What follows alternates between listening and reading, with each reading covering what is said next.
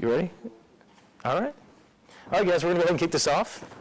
My name is Ben Griffin. I'm with Juniper Networks. I work in the Center of Excellence. What that means is basically a few of us that have been around for quite some time at Juniper. I'm a little over 10 years tenure there, which is a long time at a vendor, anyhow, in a technology company.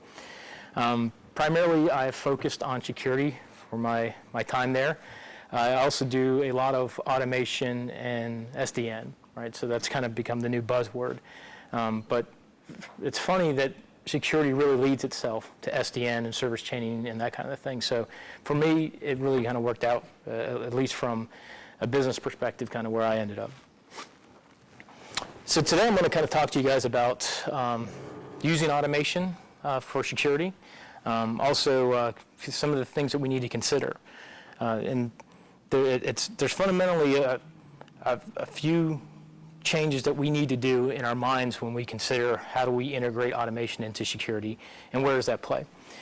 What Mr. Clark's kind of highlighting here is that, and I'm going to relate it directly to automation, that sometimes automation is seen as magic, right? We click a button, it just happens. People don't really understand how it happened, but in reality, we were just using technology to its fullest potential. So there's nothing magic about it, right? We have to put a little bit of effort into it, but once we do, it makes our lives so much easier. So just a question for the room, does anybody currently use automation in their day-to-day workflow at all? By show of hands. Okay, I had to talk to you. You weren't going to put your hand up. Which that's good, right? Because if I would have asked this question, especially to state government probably a year ago, nobody would have raised their hand. Scripting is still part of automation, but it's going so much farther than that, right? So I'm going to kind of walk you guys through the evolution of automation and where it's going. So kind of the elephant in this slide represents technology, right? And like it or not, security has to be part of every piece of technology that we deploy. So as we go out into the world and we put up our different devices and our different applications, from networks to servers to apps that live in the cloud, none of these will remain operational unless security is involved, right? So to many, automation's like trying to eat that elephant. You know, where do I start? Do I start at the back? Do I start at the front? Do I start in the middle?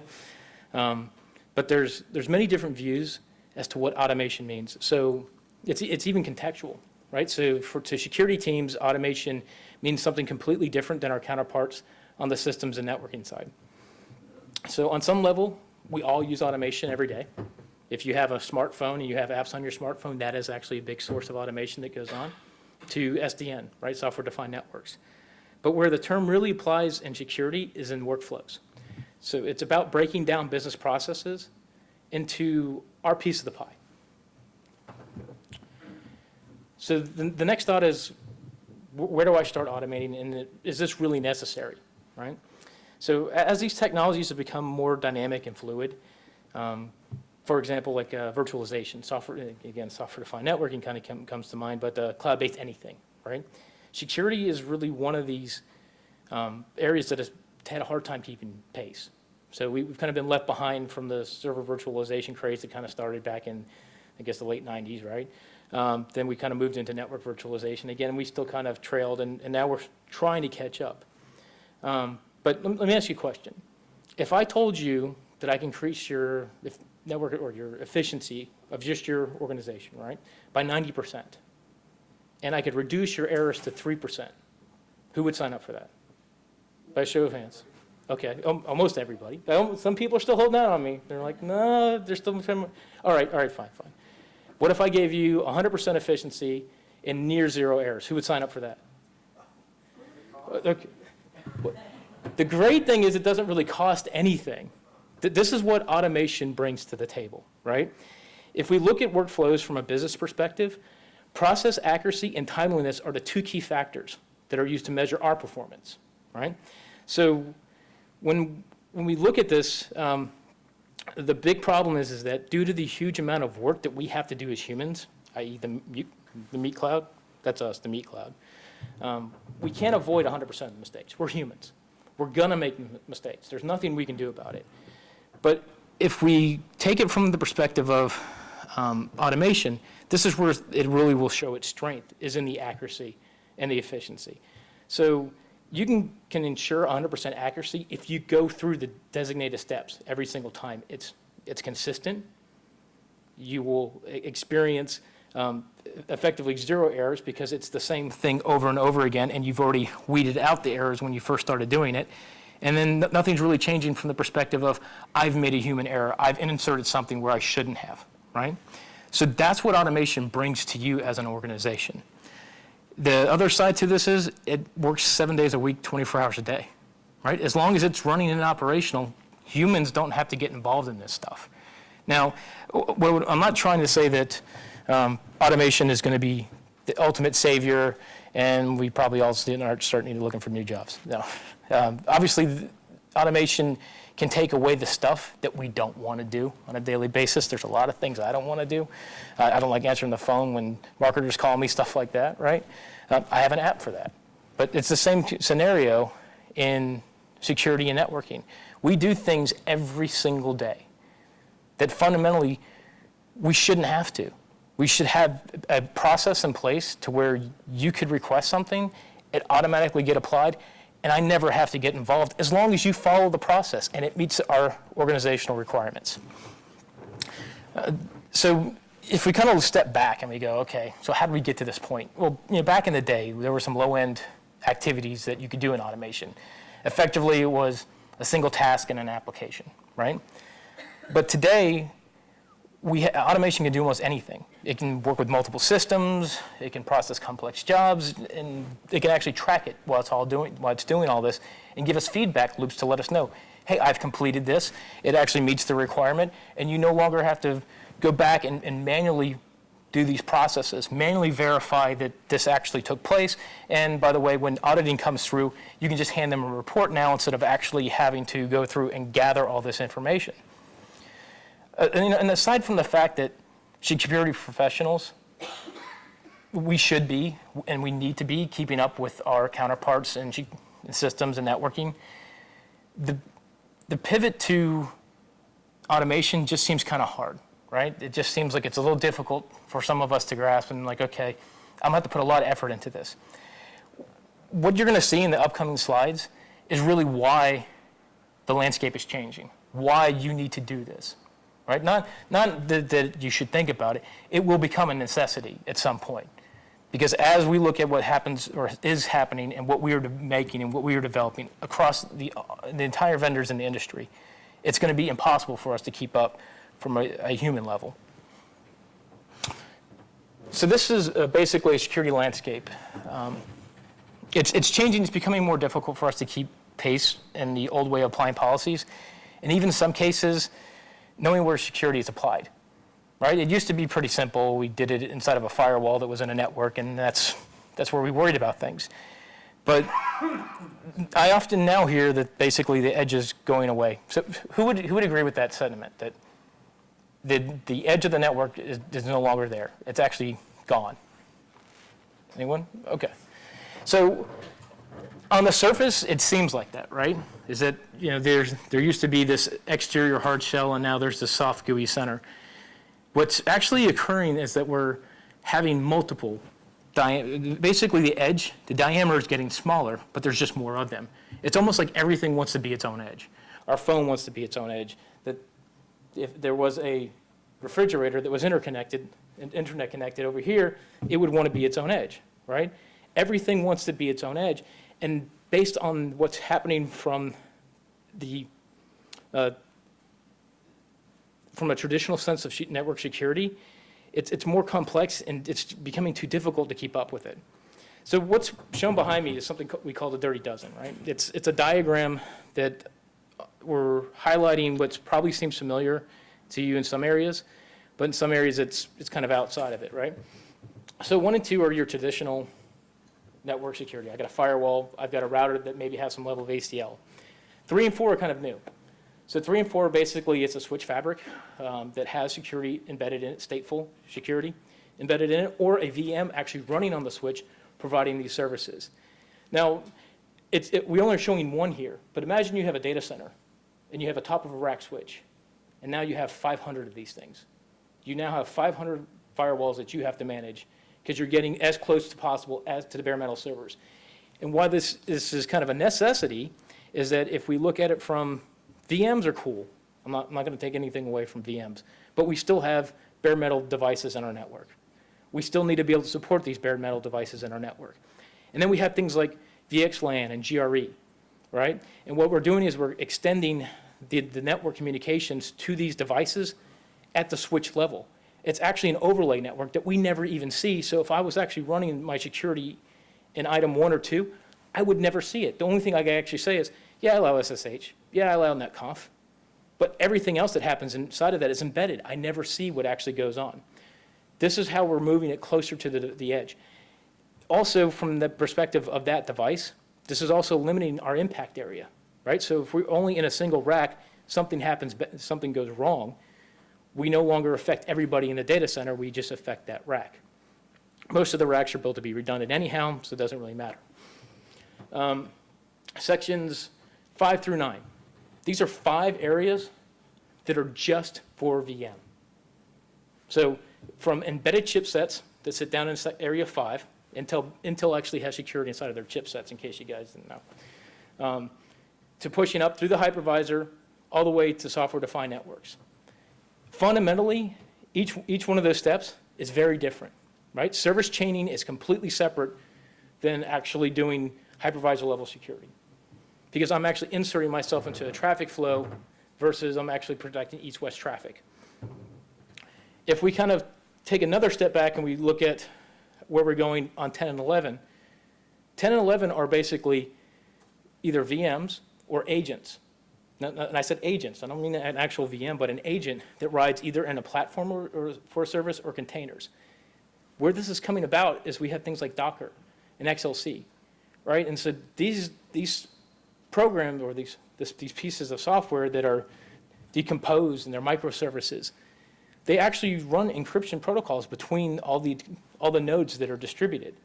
And for us to be able to see inside of this before it actually leaves and comes back, we have to get as close as possible to what's going on. And then obviously we have the things like the cloud. And the cloud's kind of been around for a while, right? If you kind of think about AV, we've been sending stuff off from an AV perspective to the cloud for quite some time, or we get our signatures from the cloud. Or if we look at something like WebSense, right? WebSense gives us all the categorizations for all the websites that we go to based on information that we can learn from the cloud, threat seeker, that kind of thing. If we take it a little bit further, we've really seen this kind of explode in the last 2 years from the perspective, excuse me, from the perspective of we now have communities of information that are real time, right? So we get information from other devices that communicate with each other, that share information about what's going on, and based on that information, based on that analytics, based on that data, making real-time changes in our networks. And this is happening right now. This is happening today, right? This is not something that's newfangled and coming. We see a lot of this through the use of command and control structure networks. We also see this through targeted malware attacks.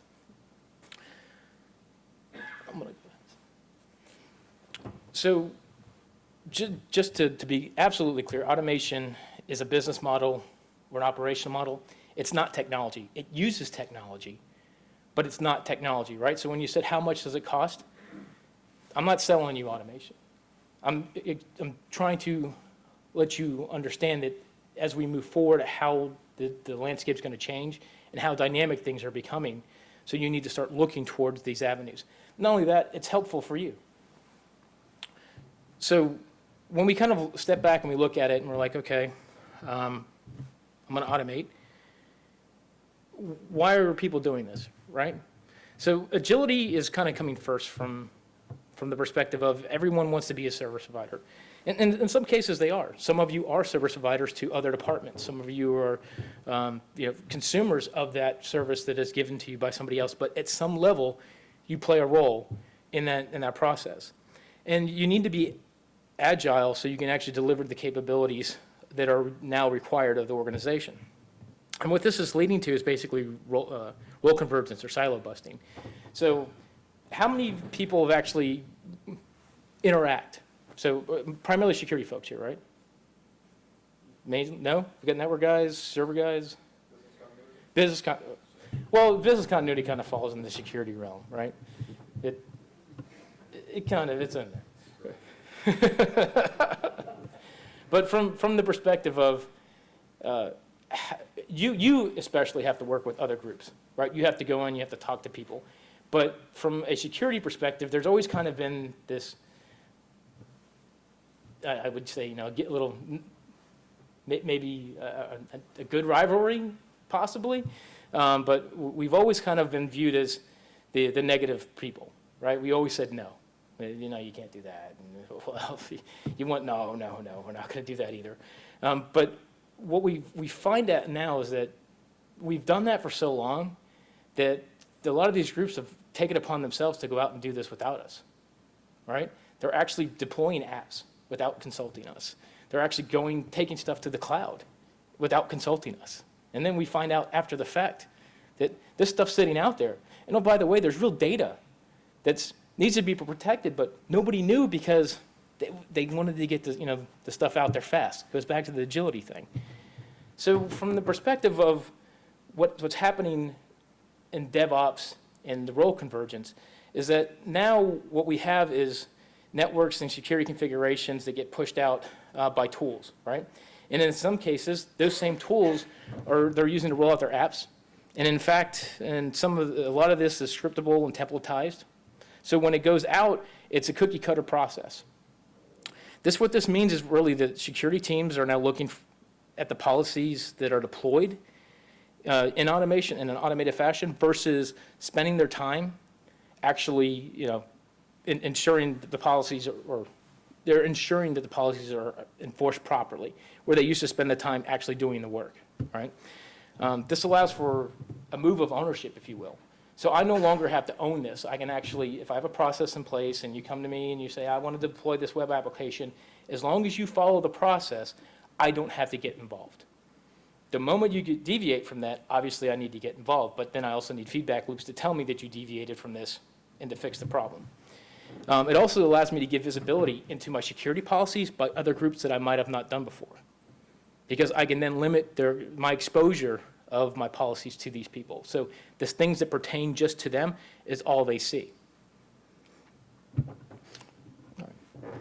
So when we start looking at it from that perspective, right, the faster we are able to adapt to the organizational needs, the more reliant the organization becomes on us.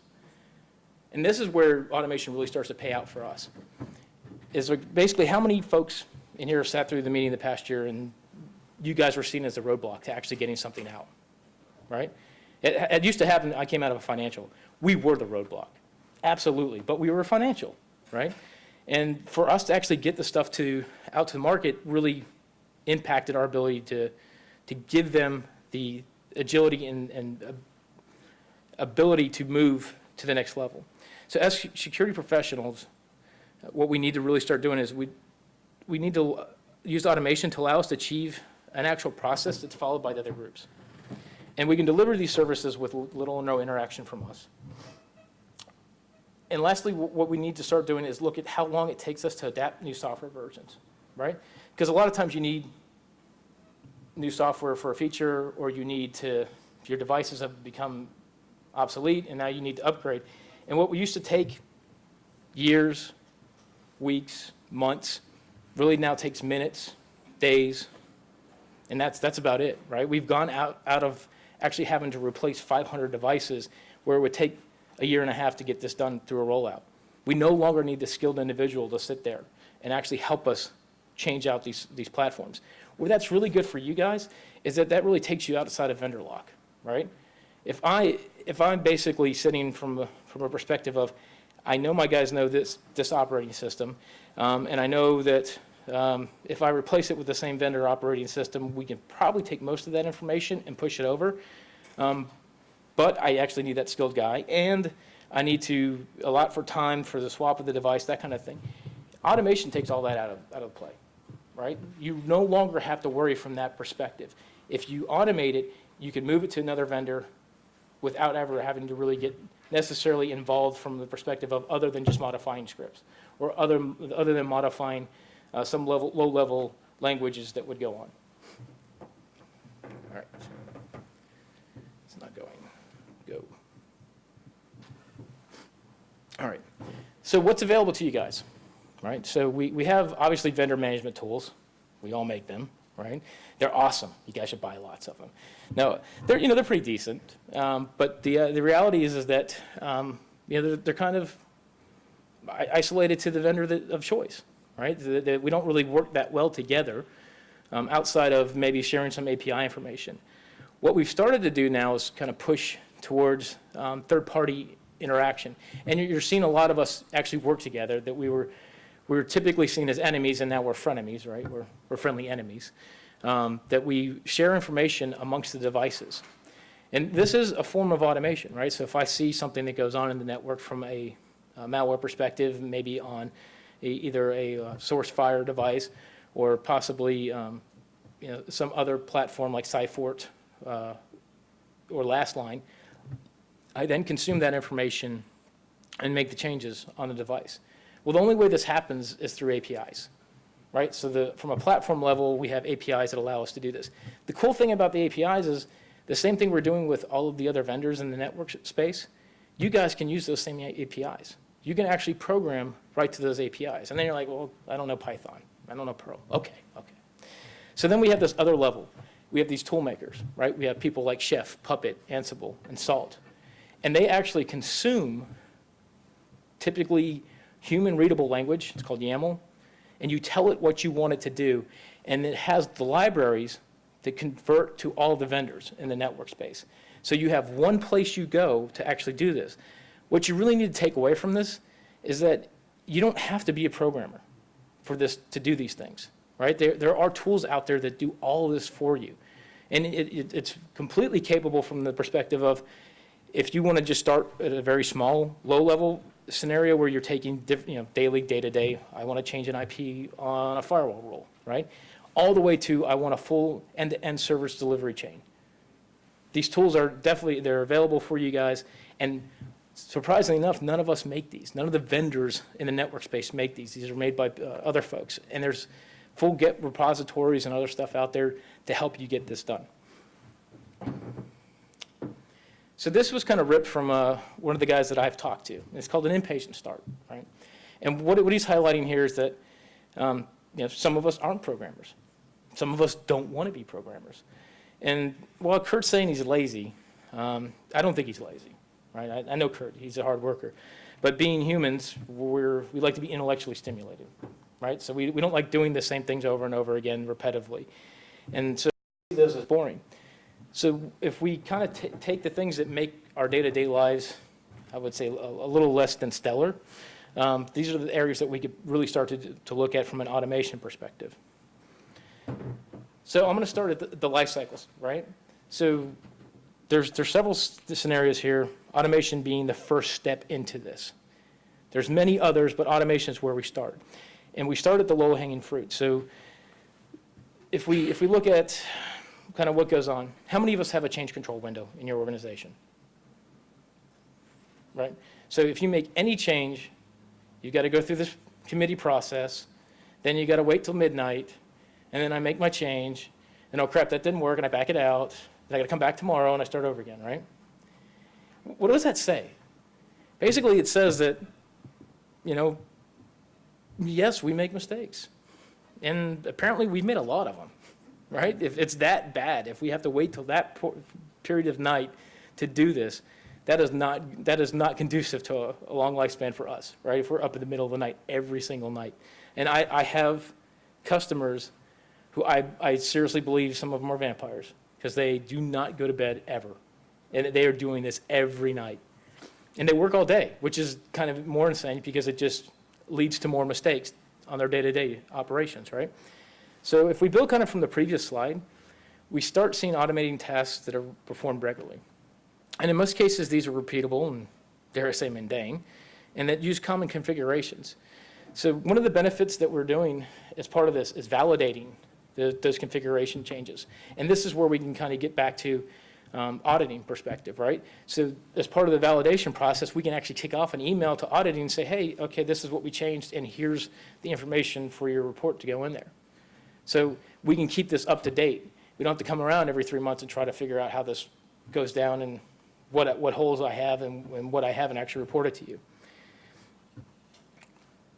The next step that we go is basically we start looking at orchestration. So orchestration is taking the things that we do from a low-level perspective. And again, a low-level perspective thing is I'm changing a single IP and a single firewall rule to permit some application to go through. Right? So then we take it from there and we expand the capabilities to actually focus on end-to-end services. End-to-end services is actually running or deploying servers on each side or a chain of services that are going, all these things that are in between. I'm installing things like a VLAN for a server, or an IP block that maybe is going to that server. If it's a virtual server, maybe I'm adding that to the hypervisor. If it's not a virtual server, maybe I'm adding an IP address to that server. I'm obviously doing stuff through the network as it occurs, but I don't have to do this on a manual process. What I'm allowing myself to do is effectively build workflows that happen in the environment for all the things that we do. Where this becomes really, really crucial is, and I'll kind of show this a little bit later, is right now when we build things, we don't really understand 100% why we do it, right? Somebody comes in and asks, hey, I need this open. Can you add this firewall rule? Hey, I need this VLAN added. Can you add this VLAN? This server needs to go there. But there's really not a good process from a perspective of once it's created, what happens then? Who comes back, who cleans it up when it goes away? Right? There's no tracking of any of this that goes on. As we do end-to-end service orchestration, we now know why we created something. We now know when something goes away to remove it. And I'll cover that in a little bit here. The next portion of this is programmability. So this is kind of the real cool one. From my perspective is it allows for extending the use of your current platforms and gaining some more value through integration. So kind of if you think about it, if I need a feature today on the platform, right? What do I have to do? I have to put in a feature request to the vendor then has to build it into the operating system, then I got to go upgrade all my boxes, and it's a real kind of pain in the butt, right? I mean, it's not fun. And it usually takes a good period of time, 18 months probably being the minimum that you're looking at right now. Programmability gives you the capabilities of doing this on your own, where you can actually write the stuff to the APIs. I know you can do this because this is what we do for our customers. When they need something that's kind of just a one-off and it's not even like remotely usable across the entire environment. Like somebody says, okay, I run a retail organization. I don't know what the IPs are in these retail organizations because we're the actual support center for them and we want to change out all the devices. We want you to be able to determine what the IP range should be. We want you to put an IP address on the device and we want you to make a call home, all without ever having any interaction with us. And on the surface that seems like, whoa, what? I mean, okay, you're not telling me what IP you are. Now I've got to go grab an IP, ping stuff, figure out what's going on. And there's actually ways from programmatically that we can do this. We actually look at, basically put the device in transparent mode. We start looking at flow tables, things like that. But we can garner the information from the device directly. And we don't have to build a feature. It's already there. We just have to make use of it. And this is where programmability really starts to come into play. Also, it permits you a greater return on investment because typically things that would have come out of your network faster, now you can actually use programmability to align that. All right. So from a culture perspective, we need to change our thinking. We really do. We no longer need skilled labor to deploy devices. We just don't. We don't need the high-level engineer walking in there to put a configuration on a device. The use of automation, a device can be shipped. It can be installed by somebody from NCR. I'm not saying they're not skilled. I'm just saying they're not as skilled as some of the people in this room, right? They can just stick it in a rack, turn it on, and as long as they can figure out where to stick cables, you're good to go. That's it. It actually comes up. If it needs to upgrade the operating system, it'll upgrade the operating system. It'll actually apply a configuration. It'll make sure that it meets your organizational policies from a security perspective, and you don't have to worry about it. That's the world we live in today. Now, a lot of us still do it the old way, right? A lot of us still stick a box in. We still walk over with a serial cable, and we plug it in, and we apply this configuration. The problem is that as we move, even in, just not even virtual, as we move into these other areas where these diameters are changing, there's so many of these things that we now have to worry about. That for us to upgrade thousands of devices, and that's really what we're looking at. We're looking at multitudes of 10x, 100x in the next coming 5 years. To what we have a single device for now, you're probably going to be sitting on at least 10 more devices that are doing that same job. It's just a smaller diameter that it actually fulfills.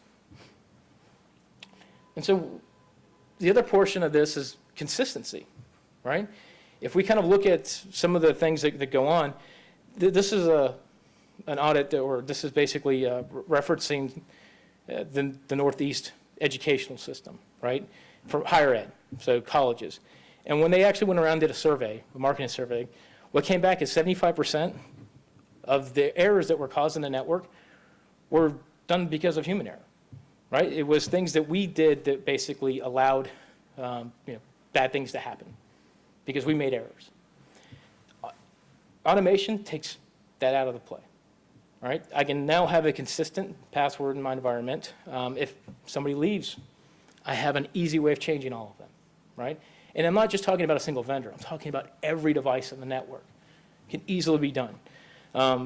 We can do things like enforce, make sure that we meet policies from SNMP community strings. If we need to add VLANs, we can do that. And we can ensure that every device has the same VLAN consistency so we don't have overlap and things breaking. And the other portion of this is, and again, as we're meeting these requirements, obviously auditing is a big portion of this, and we can provide the feedback loops to where this runs on a regular basis, right? And if something changes or is modified, we can actually get notified that, hey, this device, this changed.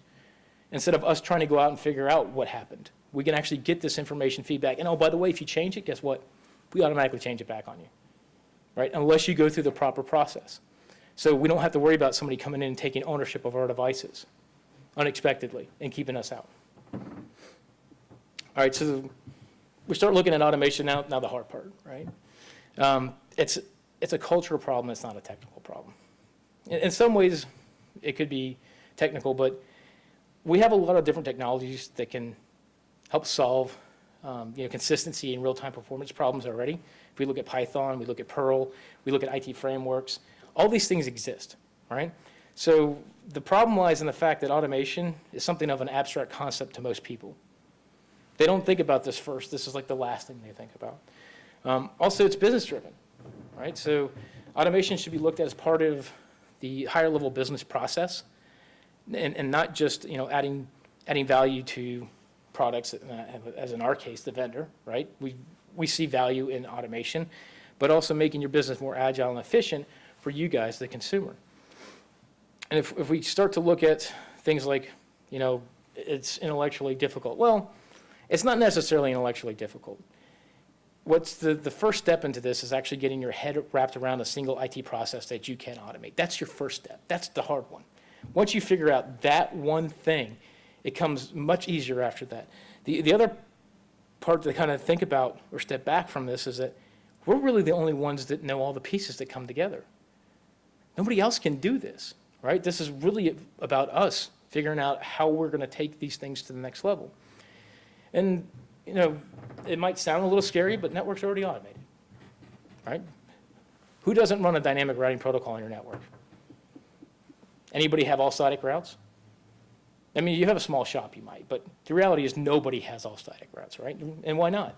Because if there's a fault, if there's a failure, guess what? We're down.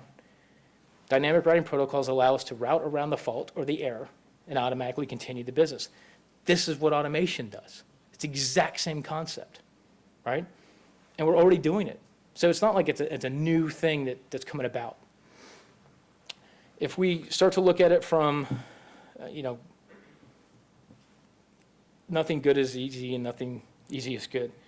If you don't spend the time to develop the process, guys, all automation is to do is help you fail and help you fail really fast, right? So it's kind of, you put crap in, you're going to get crap out of it, right? And there's a good example of this where obviously a system was broken, a process was broken, and they decided to automate it. And the impact was greater than it would have been if it wasn't automated. Fair enough. That's reality, right? But that also helped highlight that the processes that they went through, they actually didn't do any validation. They didn't do any checking because they would have caught it on the first run. So if you follow the process, you might find things that are broken, and it'll actually help you go about down the road of actually fixing these things. All right. So this is going to be a use case of an automated DC build. And what we're seeing here is effectively new equipment gets connected, right? All the configurations are actually downloaded from a zero-touch provisioning server, right? So that's what ZTP stands for. They all get their configurations applied. In addition to that, we already had some of the stuff that was involved. We also get security policies that are implied based on that information. So we have minimal skill on site, right? We only just need somebody to rack it. We ensure that it's a consistent deployment in line with the company policies across the board. So effectively, if we have a standardized configuration, it goes everywhere. And then obviously we reduce the time. We no longer have to spend days, weeks, months, years getting this done. When we just plug it in and we automatically pull this stuff down. This, by the way, is done with Ansible, but there's a couple others that actually go through the same process. And there's a lot of open source free ones that are there as well. This is the same thing, configuration management, right?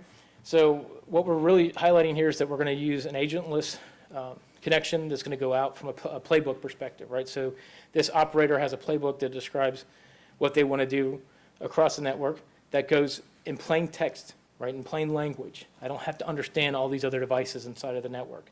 I send it to the automation server. The server then takes that information, kicks it out across the entire environment, makes the entries into the web server. I now have a new web server that's online. I have a database that's connected to it. I've made the changes inside of the switches, and now I've made the changes inside of the firewall, right? I didn't have to touch it. Now, I did have to go through the playbook and say, okay, this is how I do these things, and I send it over, but I don't actually physically have to do this. What's nice about this is if I have to do it at midnight, I can make it do it at midnight, and I can validate it, and if it doesn't, I can back it out, but I don't have to be up for it, right? So this is more about troubleshooting. So this is basically a way to actually test what's going on inside of the network. And what we're going to see here is a database server that's functionally running fine, but all of a sudden we're going to see that as we bring this web server online and it starts to make a connection, there's an error. Now this error could actually be that it's talking out via a CNC channel that shouldn't be there. And the firewall has caught it. This also could just be an error that happens on the database, right? Because it's actually monitoring all this information. Based on that alert, it gets sent to the operational folks. And the operational folks have two options, right? I can either fix it or I can have an automated process to fix this. Automated process could also be vendor has some level of integration to where you can add an IP to a web server list or a IP list that automatically blocks this, right? So you don't even have to get involved from that perspective if it's CNC traffic. Or I'm downloading this information from other CNC lists that it's a known bad actor in the environment. It automatically gets pushed, server gets remediated, and everybody's happy, right? The last one is basically a full application delivery. And what we're seeing here is a new application come online, right? So we push to a web server, we make the changes into the firewall, we make the changes in the database server, and we allow it to occur.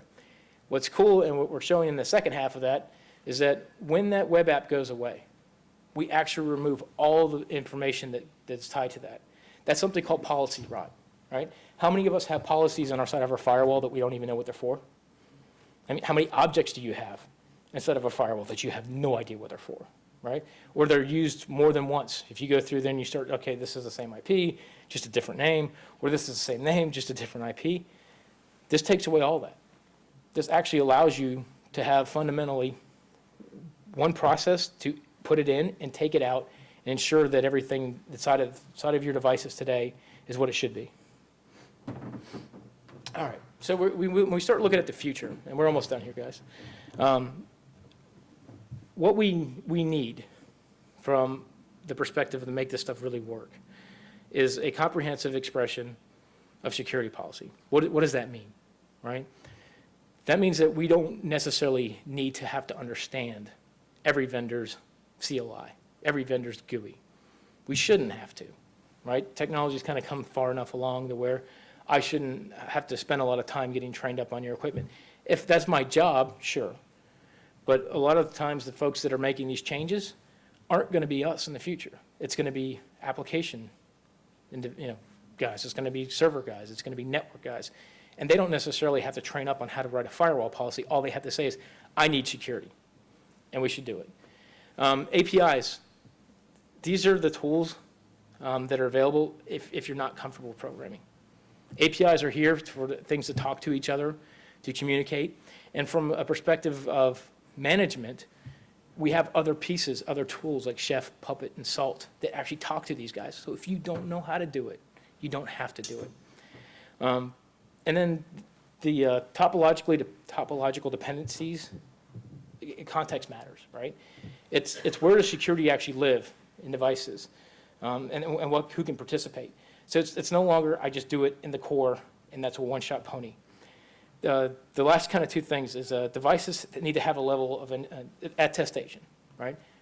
We're starting to build in intelligence into the devices to when we actually get that, I want this security policy on this device, or I want this security policy. I don't even need to know the device, right? I just want this security policy in my environment and I want to enforce it.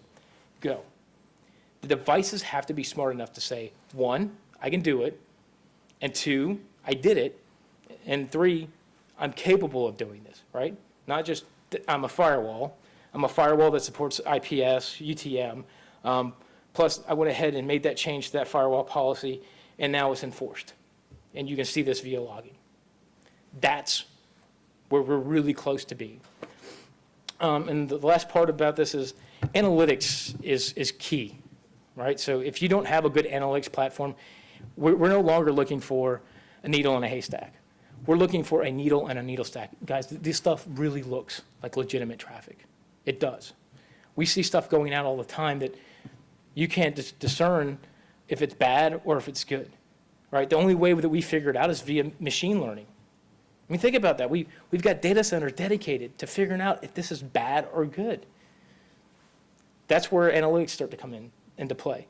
And if you don't have the capability, none of us have the capability of looking at logs and figuring out bad stuff that's happening. We can look at them after the fact once we know what actually occurred, but nothing's going to come up and say, hey, this is bad, this is going out, this is leaving the network, and oh, by the way, here's a superflow that happened in the middle of the night to China. And anybody else get hit by OPM? The Office of Program Management or Personnel Management for the government? Right. I hold the clearance, so they got my information, right? And one of the ways that we figure out where stuff goes is that it never comes back. We see it watermarked, and it'll show up in Eastern Bloc countries because they like to make money from it. But we really know it's state-sponsored. When it goes away, we never see it again. What are these guys doing with this information? What are they holding it for? Right? So it opens a lot of ideas, that keep people up at night as to what's going on.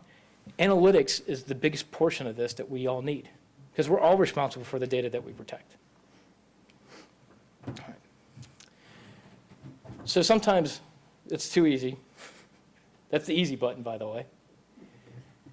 So what we're really trying to say is that automation puts the secure back in security, right?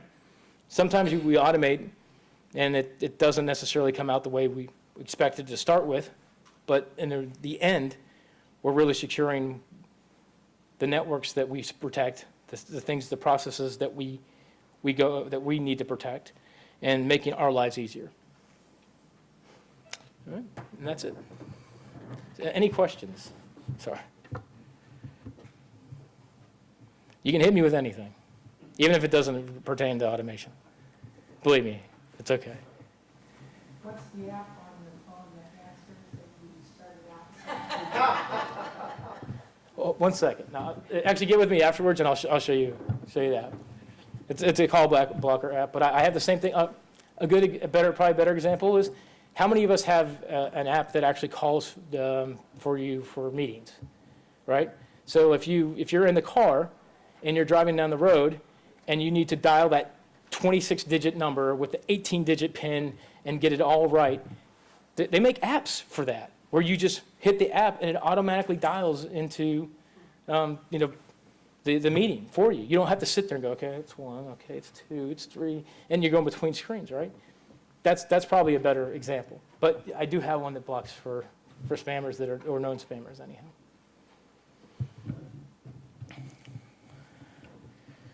And if you need to know that application, I can give it to you right after this too as well.